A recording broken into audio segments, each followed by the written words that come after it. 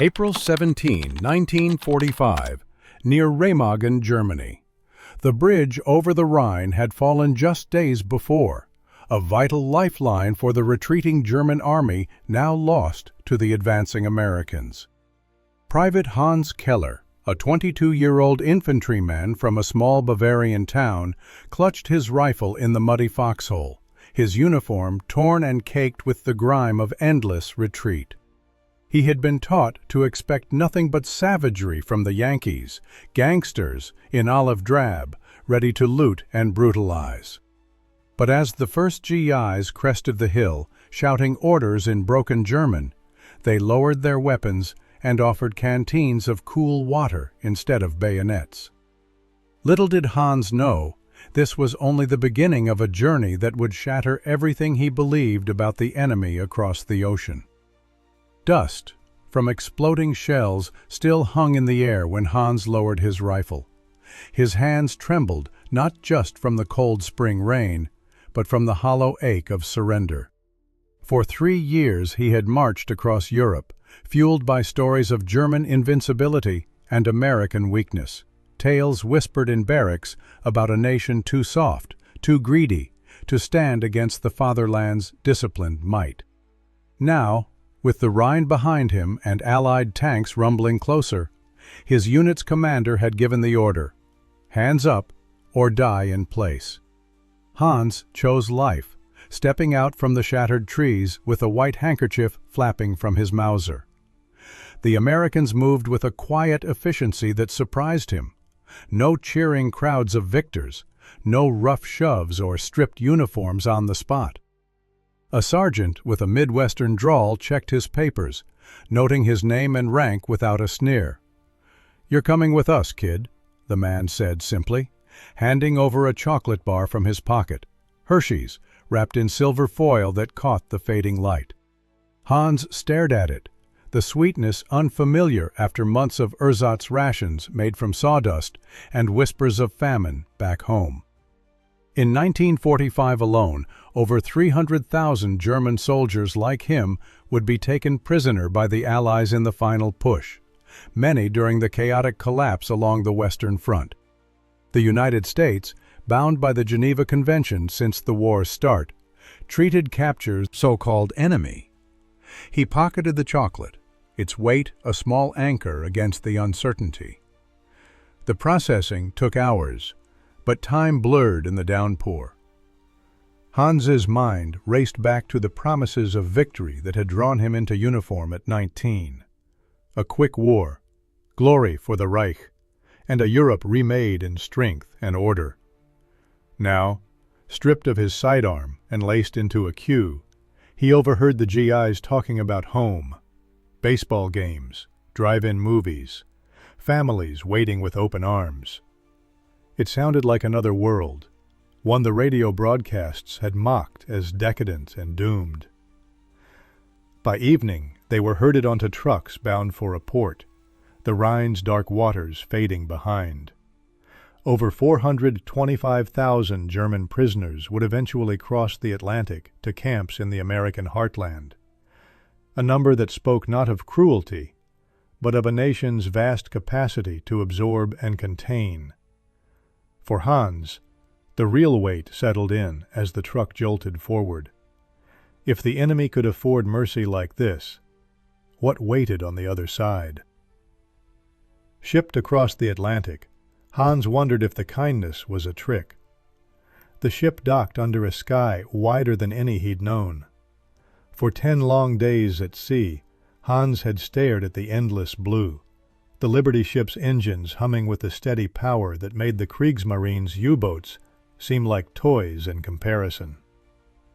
Crowded below decks with hundreds of his fellow prisoners, he had shared tinned corned beef and hard biscuits that, while plain, came without the moldy edges of home-front supplies. Whispers spread among the men. Was this mercy a ploy to break their spirits before the real camps began? But as the vessel eased into New York Harbor on a crisp May morning in 1945, the sight of the Statue of Liberty, looming green and serene, hit Hans like a shell burst. She held her torch high, a symbol of freedom that the radio had called a hollow joke for a nation of mongrel races and money grubbers. Yet there she stood, unmoved by the war tearing Europe apart. The gangplank dropped, and they filed out in orderly lines, the salt wind whipping at their threadbare greatcoats. American officials in crisp uniforms. Security, but not before Hans caught glimpses of the city beyond. Towering buildings of steel and glass, streets clogged with automobiles that gleamed under electric lights even at midday.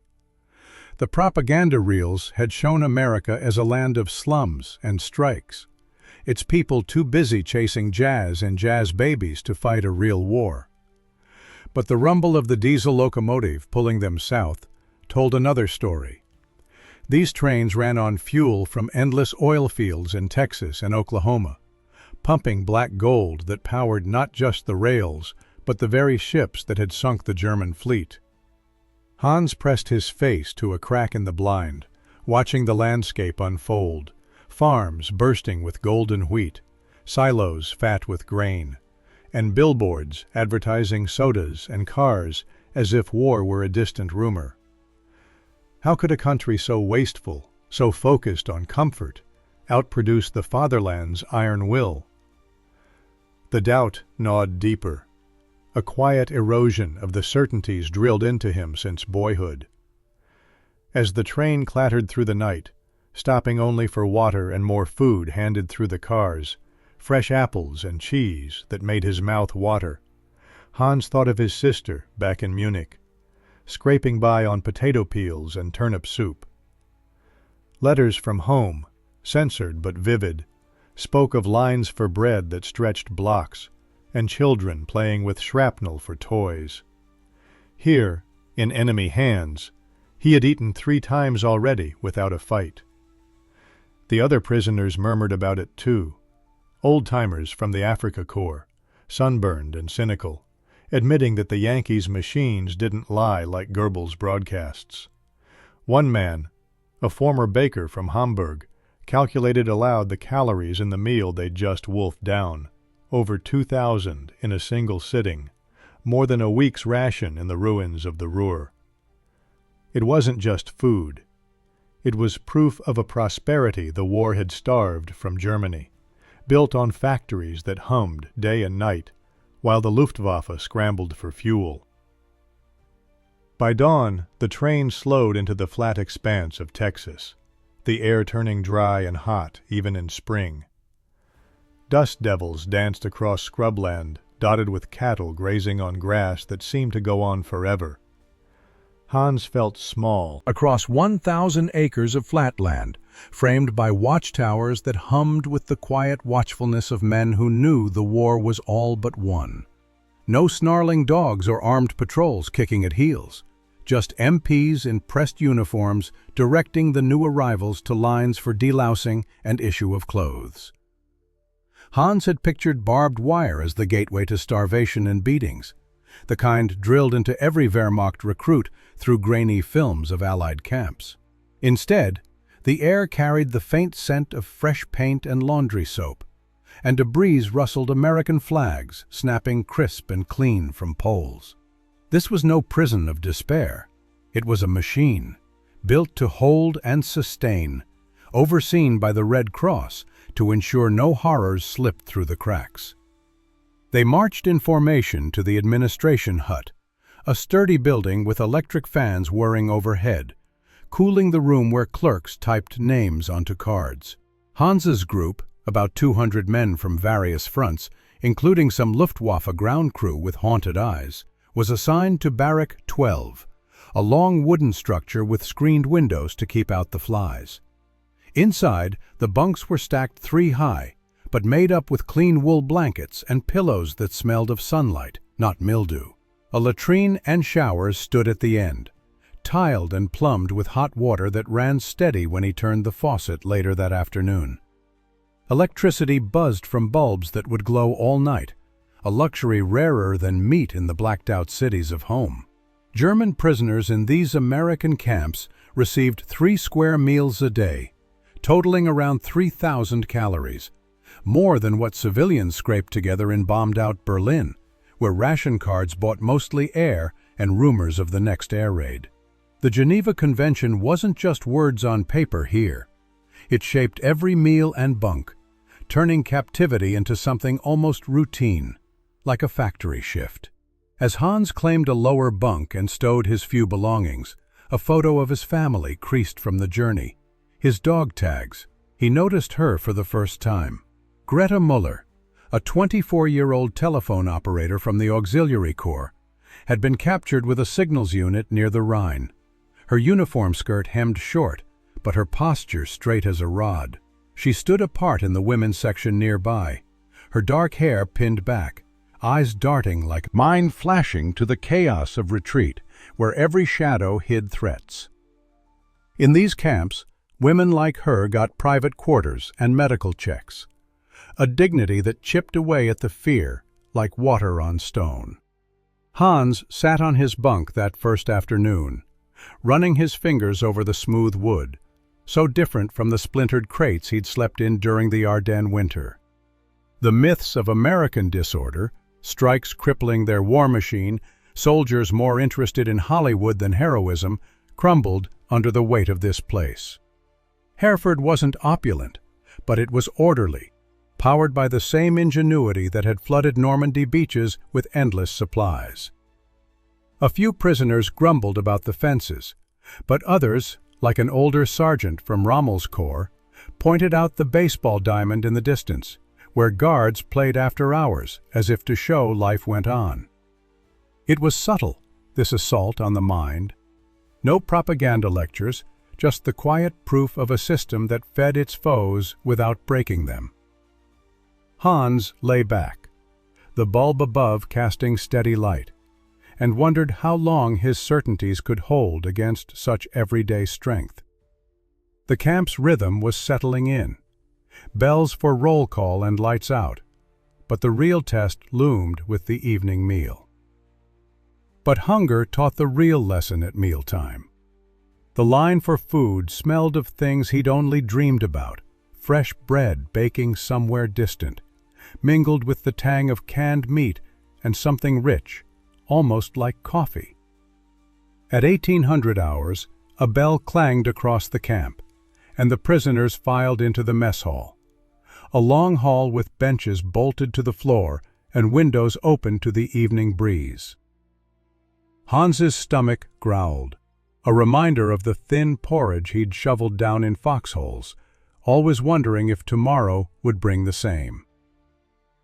The line moved fast, no shoving or guards barking threats, just trays slid along a counter where cooks in white aprons ladled portions without measuring twice.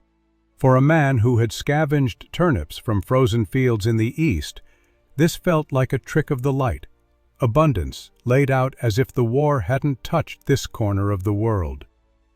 He reached the serving window and watched as a scoop of mashed potatoes, real one, from forced labor.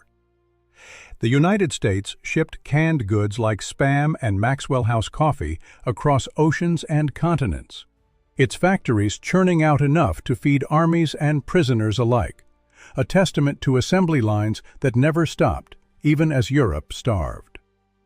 Hans carried his tray to a table, the weight of it pulling at his arm, and sat with a cluster of men from his train, silent at first, forks hovering as if waiting for the catch. One bite of the ham, salty and tender from pigs raised on endless corn, and the dam broke. He ate steadily, the flavors bursting after years of bland Wehrmacht stew, each mouthful a quiet rebellion against the hunger that had clawed at his will. The propaganda had painted Americans as wasteful gluttons, their larders empty from Jewish bankers' schemes. But this food spoke of soil turned to gold and ships that crossed storms without sinking. It wasn't just nourishment. It was proof that the enemy's strength lay in the everyday, in silos bursting with grain, while the fatherland rationed every crumb to fuel its panzers. Hans glanced at Greta across the divide, seeing her pause to sip the coffee, a small crease of wonder on her brow. She remembered the bakeries in Berlin, shelves bare even before the raids, women trading heirlooms for a loaf. Here, no such desperation. The cooks refilled vats without pause, and for the first time her shoulders eased, the knot of fear from the Rhine's chaos loosening into something like relief. If the Americans could spare this for captives, what worlds had they built for their own? The men around Hans began to talk in low voices, forks clinking as they devoured seconds offered freely, without a beggar's plea. An older POW, a veteran of the French campaign, chuckled dryly at the coffee's bite, admitting it tasted better than the sludge in Paris cafes before the occupation soured everything. No one spoke of escape or revenge. The fullness in their bellies dulled those edges, replacing them with questions that had no easy answers. How had a nation of soft Democrats outlasted the Reich's iron fist? The mess hall's hum, laughter mixing with the scrape of chairs, felt like a diamond. Baseball, that peculiar American game with bats and bases, had been explained to them by a bilingual sergeant, who said it built character and teamwork, words that rang hollow against the soccer pitches of his youth, now cratered by bombs. But the guards played too. Their uniforms rolled to the elbows, turning the match into something like a truce. Amid the cheers and cracks of the bat, a truck pulled up with crates stacked high, and the GI from the mess hall started handing out green bottles chilled in ice. "Coke for everybody," he called, popping the caps with a church key that hissed open the fizzy contents. Hans took one cautiously, the glass cold against his calloused palm, condensation beading like morning dew. Coca-Cola, that bubbly American drink made from a secret syrup shipped in barrels from Atlanta to every corner of the globe, had been demonized in the newsreels as a symptom of Yankee excess, sugar water for weaklings who couldn't stomach real beer. He twisted off the cap and took a tentative sip, the caramel sweetness exploding on his tongue, sharp bubbles dancing up his nose like tiny fireworks. It was unlike anything from the thin sodas rationed back home, where factories strained for basic grains amid the Allied blockade. During the war, the U.S. Army had set up portable Coca-Cola plants right near the front lines in Europe and the Pacific, churning out millions of bottles to boost morale for troops and even prisoners, a small touch of home in the grit of battle. By 1945, the company produced over 5 billion bottles a year, a number that symbolized the industrial muscle behind every canteen and crate, turning a simple refreshment into a weapon of soft power that crossed oceans without firing a shot. The men around him paused mid-cheer, bottles hovering as the flavor sank in. Some coughed at the carbonation, others drained them in greedy gulps, faces lighting with a wonder they hadn't felt since childhood. Hans sat on the grass, the bottle half empty now, and watched a fly ball soar high, the sky vast and unscarred by flak.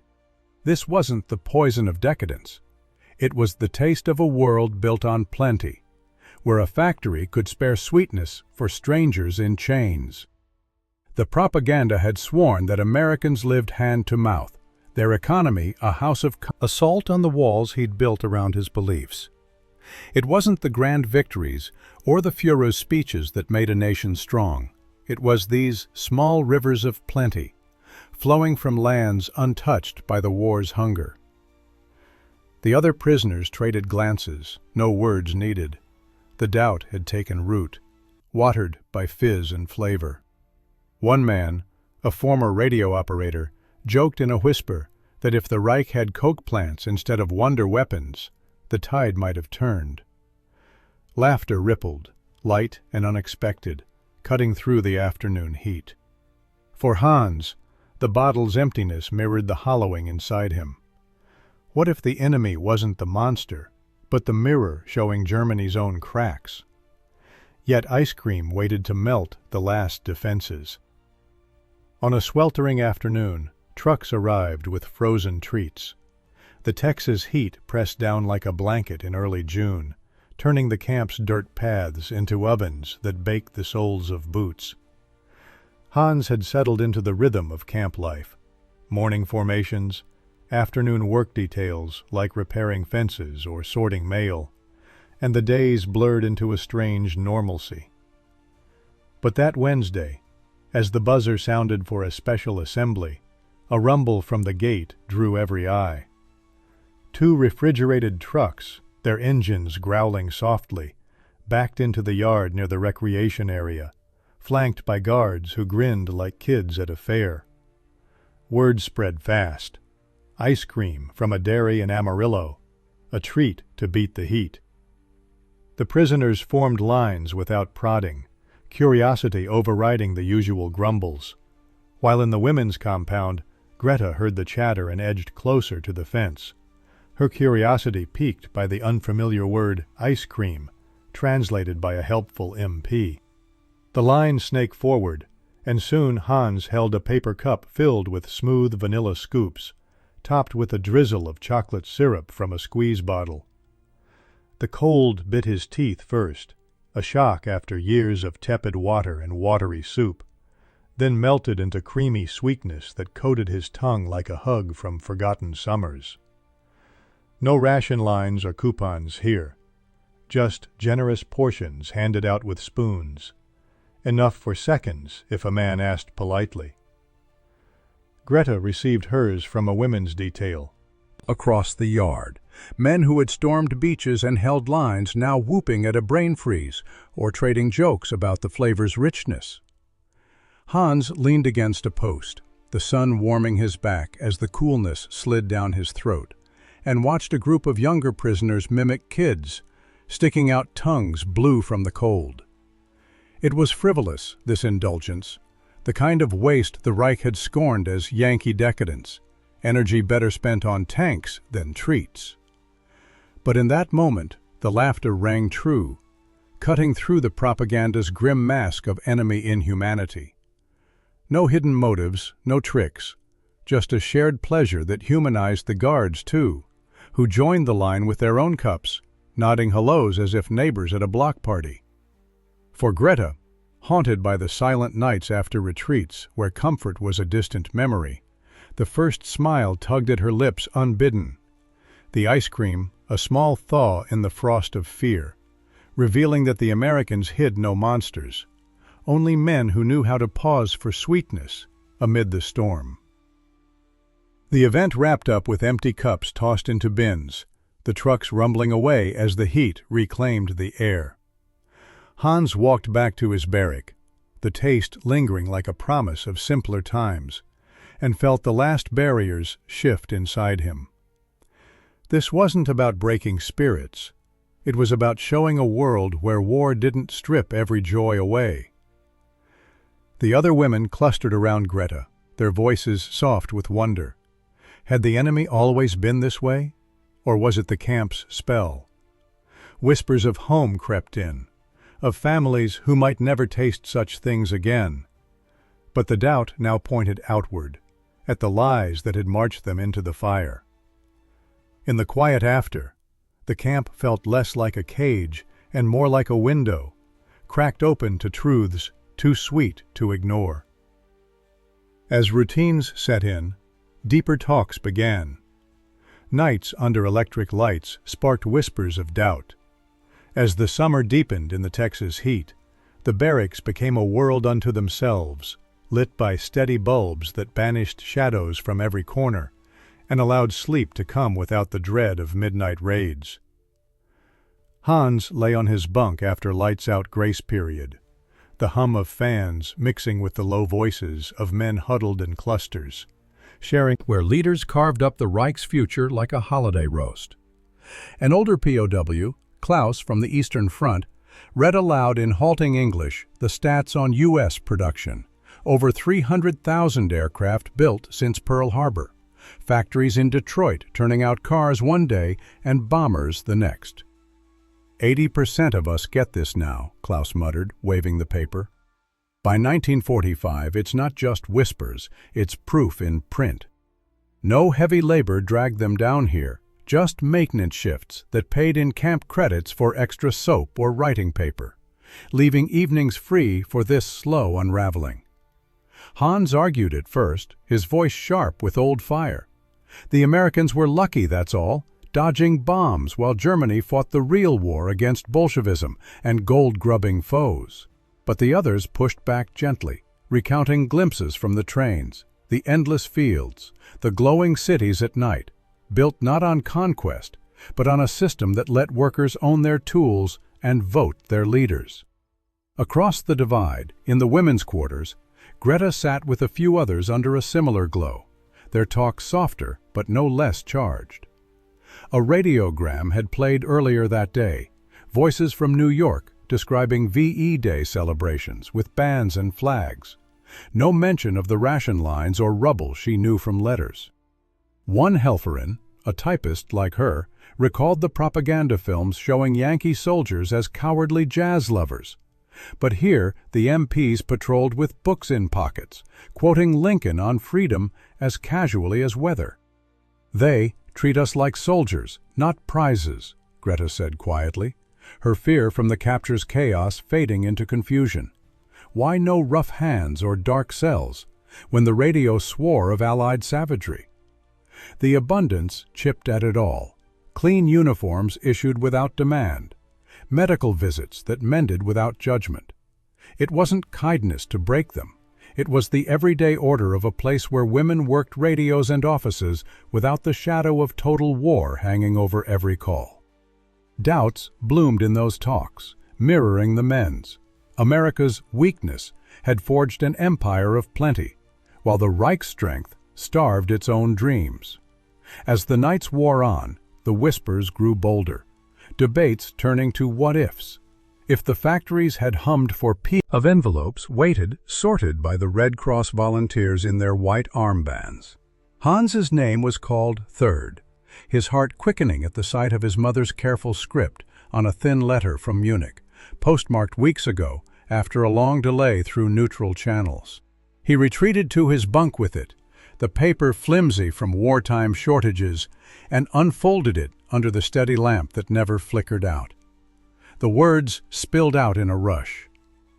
Ration lines stretching for hours, the apartment half empty since the last bombing, his sister's cough worsening without medicine, and the neighbors whispering of children too weak to play.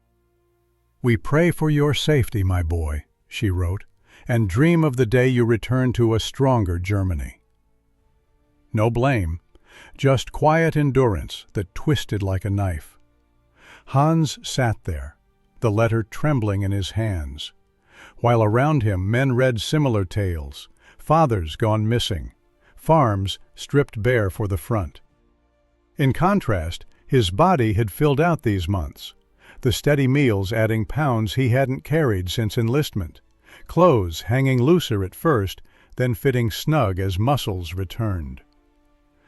The Red Cross delivered over 10 million letters a year to POWs like him, a lifeline of ink and hope that bridged the ocean. But each one sharpened the divide.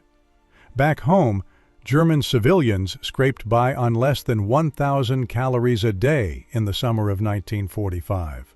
Bread laced with chicory and potatoes sprouting eyes before they hit the table, while famine stalked the ruins after crops failed under endless raids. Here, in the camp's library stocked with Allied books, simple histories of America, farming manuals, even novels without swastika censors, Hans could flip pages on how the U.S. grew its bounty. Vast combines harvesting wheat in Kansas, dairies in Wisconsin turning milk to plenty without a single field bombed. It wasn't abstract.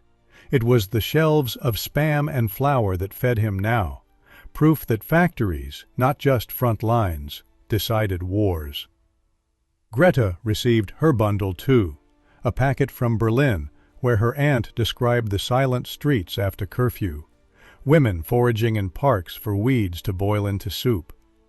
She read alone in her quarters, the electric light casting trenches, but in the smoke of smokestacks across the sea, churning out life while the Reich burned its own.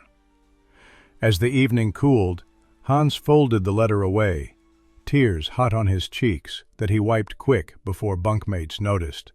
The camp's comforts mocked the pleas on paper, turning doubt to a quiet ache. The fatherland had marched on will alone, but will crumbled without bread. Greta tucked hers under her pillow, the safety a balm that couldn't erase the guilt. Yet it planted seeds of change, safety born of a system that fed even foes. Whispers in the barracks that night turned heavier, letters shared like confessions, the weight of home pressing against the walls of plenty.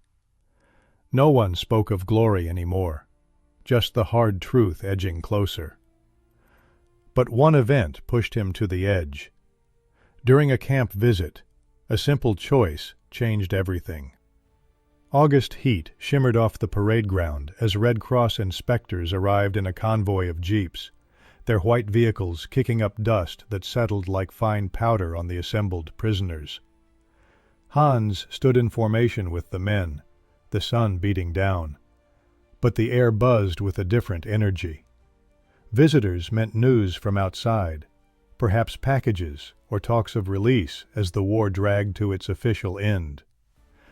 Banners flapped from the admin building, welcoming the group that included nurses, translators, and even a few local women from Amarillo come to see the model camp and hand out letters or treats. No one had forced the lineup, it was voluntary, a chance to show the world the Geneva way worked. Hans's gaze drifted to Greta in the women's ranks, her face composed but eyes alert, as if weighing whether this was another layer of the soft trap or a genuine bridge to the world beyond the wire. The inspectors moved through the groups, chatting in German accents that surprised everyone. Exiles from the Reich, now aiding the Allies. They passed out small bundles, soap bars scented like lavender, cigarettes in fresh packs, and bottles of that familiar Coca-Cola chilled in hampers. Hans accepted his, the glass cool against the heat, and sipped as a nurse stopped to ask about his health, her voice gentle without pity. You're looking families sifting ashes for scraps, while here abundance stretched endless. The inspectors' hampers refilling without end, the women's laughter light as they shared chocolate. The propaganda's core lie unraveled like thread from a seam. Americans weren't monsters or weaklings. Their strength lay in this quiet plenty, factories and farms that turned enemies into guests. Kindness, a byproduct of a system built for thriving, not just surviving. No need for iron fists or endless marches. They had won by outliving the hate, their decency a mirror to the Reich's collapse under its own weight. Hans's hand tightened on the bottle, tears pricking not from defeat, but from the clarity of it all. The ideology that had claimed his youth, sold as destiny, now exposed as delusion in the taste of sweetness and the nod from a stranger. Across the ground, Greta clutched her gift, the quilt's softness against her cheek stirring echoes of her own shatter. Fears of brutality dissolved in these small acts, leaving her with a hollow ache for the world she'd served, now seen as the true prisoner of its myths. The visitors' voices blended with the camp's hum, a chorus of normalcy that drowned the old echoes. And for both, surrender came not at gunpoint, but in the gentle press of reality. The event wound down with handshakes and waves, the convoy pulling away as the sun dipped low. Hans returned to his bunk heavier with understanding, the Coke empty, but its lesson full. No more arguments in the dark. The truth had settled, plain as the Texas sky. In the quiet after, truth settled. Release day dawned with choices no one predicted. By early September 1945, the war's echo had faded to official papers and broadcasts confirming Germany's surrender. and the camp stirred with the shuffle of packing lists and medical checks for the voyage home. Hans stood in the yard, duffel slung over his shoulder containing mended clothes, a few books from the library, and the creased family photo now tucked beside a Hershey's wrapper saved as a quiet talisman. The air carried a crisp edge, hinting at fall, as trucks lined up to ferry groups to the trains bound for New York. Divided nation. But their time here left marks, conversations that echoed in minds, shaping the Germany that rose from ashes with less blind hate. The experiences in these camps influenced thousands, many returning with tales that chipped at old loyalties, planting seeds of democracy in soil once sown with total war. Hans shook hands with Klaus, the Eastern Front veteran, who had chosen to stay as a farmhand, citing the open fields as his first real freedom.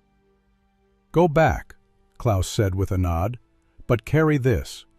Strength isn't in the shout, but in the sharing." As the truck rumbled forward, Hans boarded with a quiet resolve, the Texas horizon stretching behind like a dream half remembered. The symbols stayed with him, the fizz of Coke, the chill of ice cream, the steady lights that revealed truths in the dark, not as souvenirs, but as keys to understanding the defeat's true architect, a world of plenty that outlasted iron wills. Greta waved from her group, her face calm amid the uncertainty of home's ruins, the humanity she'd glimpsed here a shield against the shadows ahead. The journey back would test them, but the change was set, etched in every meal shared and doubt voiced. No more marching blind. The path forward lay in seeing the enemy as mirror, reflecting strengths Germany could yet claim. In the end, it wasn't the battles or the bunkers that broke them, but the quiet world beyond the lies, a place where abundance and decency proved mightier than any myth. These hidden corners of history remind us how ordinary moments reshape souls and nations alike. If tales like Hans and Greta's stir your curiosity about the human side of war, consider subscribing for more stories from the shadows of the past.